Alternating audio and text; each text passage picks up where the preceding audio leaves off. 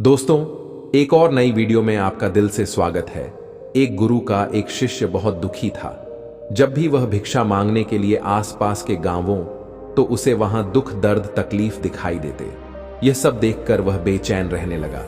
वह ईश्वर से प्रार्थना करता कि सबको सुख दे, खुशी दे, शांति दे। एक दिन उसके मन में यह प्रश्न उठा कि क्यों इस दुनिया को बनाने वाले ने इन सबको दुख दिया है, क्यों नहीं वह सबको सुख दे देता। यही प्रश्न लेकर वह अपने गुरु के पास पहुंचा और बोला है, गुरुदेव, इस दुनिया के लोग इतने दुखी क्यों हैं? क्यों चारों तरफ दुख ही दुख है? इस दुनिया को बनाने वाला क्यों नहीं इन सबको सुख और खुशियां दे देता?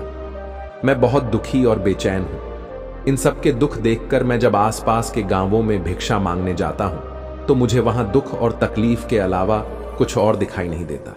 हर इंसान किसी न किसी बात से दुखी है, परेशान है, बेचैन है। गुरु ने कहा, इन सबको सुख ही दिया गया है, लेकिन इन्हें अपना सुख दिखाई ही नहीं देता, तो इसमें कोई क्या कर सकता है? शिष्य ने कहा, गुरुदेव, अगर सुख होगा तो सुख दिखाई देगा, और अगर दुख होगा तो दुख दिखाई देगा। लोग इतने ना समझ तो नहीं कि सुख होने के बाद भी दुखी होने का प्रयास करेंगे। भला सुख दुख कैसे बन सकता है? दुख होगा तभी तो लोग दुखी और परेशान हैं। यह सुन गुरु ने एक हल्की सी मुस्कान दी और कहा, मैं जानता हूं कि तुम एक बहुत अच्छे मूर्तिकार हो। तुम एक काम करो, इन लोगों की खुशी के लिए, इन लोगों के सुख के लिए एक ऐसी मूर्ति बनाओ जिसे देखकर यह सब अपना दुख भूल जाएं, चाहे थोड़े समय के लिए ही सही। शिष्य ने कहा, ठीक है गुरुदेव, मैं एक ऐसी मूर्ति बनाऊंगा जिसे अगर कोई देखे तो वह अपने दुख और दर्द भूलकर खुश हो जाए। शिष्य ने 3 महीने तक उस मूर्ति पर काम किया। वह दिन रात पूरी लगन से उस मूर्ति को रास्ता रहा। 3 महीने बाद जब उसकी मूर्ति पूरी तरह से बनकर तैयार हो गई तो वह गुरु के पास आया और बोला, हे गुरुदेव, आपके कहे अनुसार मैंने वह मूर्ति बना ली। जो भी इंसान उस मूर्ति को देखेगा अपने दुख और दर्द भूलकर खुश हो जाएगा। आप मेरे साथ चले और उस मूर्ति को देखकर बताएं क्या काम किया है। गुरु शिष्य के साथ उस मूर्ति के पास पहुंचे। मूर्ति सचमुच बहुत सुंदर थी, अद्भुत थी। शिष्य ने एक सुंदर लड़की की मूर्ति बनाई थी जो दिव्य दिख रही थी, देवी दिख रही थी। उसकी मुस्कान ऐसी थी कि कोई भी उसमें खो जाता और अपने दुख दर्द बोलकर प्रसन्न हो जाता। गुरु ने कहा, बहुत खूब, बहुत अद्भुत मूर्ति बनाई है।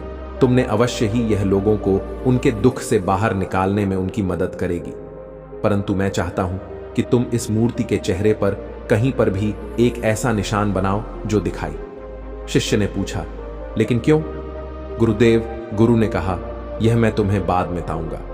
शिष्य ने उस मूर्ति की आंख के ऊपर भौं में एक छोटा सा निशान बना दिया जो दिखाई भी नहीं दे रहा था। गुरु ने कहा, बहुत अच्छे, अब इस मूर्ति को गांव के बाहर वाली सड़क पर रख देते हैं। उस मूर्ति को गांव के बाहर वाली सड़क के किनारे रख दिया गया और गुरु शिष्य कुछ दूरी पर जाकर खड़े हो गए। गांव वाले उस रास्ते से बाहर आने लगे। जो उस मूर्ति को देखता वह दुखी हो जाता। एक जवान व्यक्ति उस मूर्ति को देख रहा था।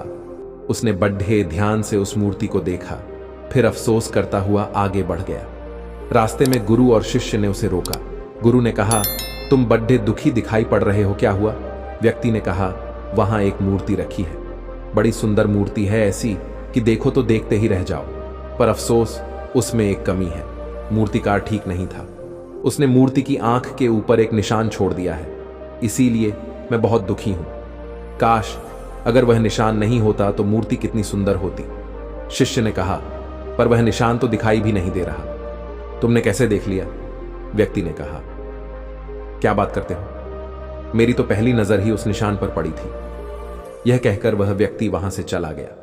एक दूसरा व्यक्ति उस मूर्ति को देख रहा था। वह भी दुखी होता हुआ आगे बढ़ गया। गुरु और शिष्य ने उस व्यक्ति को भी रोका और उससे पूछा, क्या हुआ? तुम इतने दुखी क्यों लग रहे हो? उस व्यक्ति ने कहा, वहां एक बहुत सुंदर मूर्ति है, पर मूर्तिकार बेकार आदमी था। उसने मूर्ति के चेहरे पर एक निशान छोड़ दिया है जिसने मेरा मन खराब कर दिया है। शिष्य ने पूछा, पर वह निशान तो दिखाई भी नहीं दे रहा, तुमने कैसे देख लिया? उस व्यक्ति ने कहा, अरे कैसी बात करते हो भाई, मुझे तो पूरी मूर्ति में वह निशान ही दिखाई पड़ा। शिष्य ने कहा, क्या तुम उस निशान को छोड़कर सिर्फ मूर्ति नहीं देख सकते? क्या हुआ? अगर उसमें एक छोटा सा निशान, शेष मूर्ति तो अच्छी है ना? व्यक्ति ने कहा, हाँ, मूर्ति तो अद्भुत है, दिव्य है, लेकिन अगर उसमें वह निशान नहीं होता तो बस इसीलिए मैं दुखी हूं। धीरे धीरे सभी गांव वालों ने वह मूर्ति देखी और सभी दुखी हो गए। शाम होने पर आखिर में राजा भी अपने रथ में सवार होकर वहां से निकला। उस मूर्ति को देखकर वह अचंभित था कि इतनी अद्भुत मूर्ति रास्ते पर क्यों खड़ी है। इसी तो उसके महल होना चाहिए था। लेकिन थोड़ी देर में वह दुखी हो गया और उस मूर्ति को छोड़कर आगे बढ़ गया। गुरु और शिष्य ने उस राजा को रोका। गुरु ने राजा से पूछा, हे राजन, आप क्यों हैं? क्या मूर्ति सुंदर नहीं है? राजा ने कहा, मूर्ति तो दिव्य है, पर एक वह निशान जो मूर्ति की आंख के ऊपर है, वह सही मूर्तिकार ने गलती कर दी, इसीलिए दुखी हूं। अगर वह एक निशान नहीं होता तो यह मूर्ति मेरे राज दरबार की शोभा बढ़ा रही होती। यह कहकर राजा भी वहां से चला गया। गुरु और शिष्य दोनों मूर्ति के पास पहुंचे। शिष्य ने बड़े ध्यान से मूर्ति को देखा। मूर्ति बहुत सुंदर थी, उसमें कोई कमी नहीं थी और ना ही वह निशान दिखाई दे रहा था। शिष्य बड़ा अचंभित था। उसने गुरु से कहा, गुरुदेव, मूर्ति में तो कोई कमी नहीं, पूरी मूर्ति अद्भुत है और दिव्य स्वरूप है। एक छोटा सा निशान ही तो है, और वो भी ऐसा कि दूर से देखो तो दिखाई भी ना दे, बहुत पास आकर देखोगे तब भी बहुत ध्यान देने पर ही दिखता है। फिर यह सारे लोग उस एक छोटे से निशान के पीछे ही क्यों पड़े हैं? इन्हें बाकी की इतनी सुंदर मूर्ति क्यों नहीं दिख रही? गुरु ने उत्तर देते हुए कहा, तुम पूछ रहे थे ना कि दुनिया बनाने वाले ने दुख क्यों दिया? उसने दुख नहीं दिया, उसने तो इन्हें सुख देने की सारी व्यवस्था की थी। पर यह सब पूरी मूर्ति नहीं देखते, यह कमी देखते हैं, यह पूरा सुख नहीं देखते।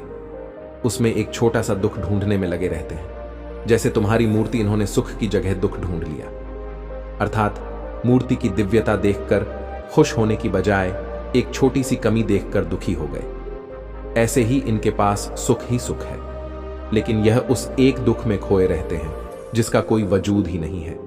जैसे तुम्हारी मूर्ति में उस एक छोटे से निशान का कोई वजूद नहीं है। शिष्य ने प्रश्न किया, लेकिन यह ऐसा क्यों करते हैं गुरुदेव? गुरु ने कहा, बेचैन मन के कारण यहां सब बेचैन हैं। यह कभी भी पूरी मूर्ति देखते ही नहीं, यह कभी भी अपना पूरा सुख देखते ही नहीं। यह देखते हैं एक छोटी की यह सुख के बीच दुख देखते हैं।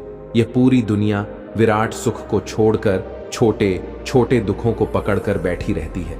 वही उनकी जिंदगी है और वही उनकी दुनिया है। अगर यह ध्यान से देखें तो बनाने वाले ने हर चीज इनके सुख के लिए ही बनाई है। यह नदियां, यह पहाड़, यह हरी भरी प्रकृति, स्वादिष्ट फल और भोजन, रिश्ते नाते, धन संपद, हर एक चीज इनके सुख के लिए ही बनाई गई।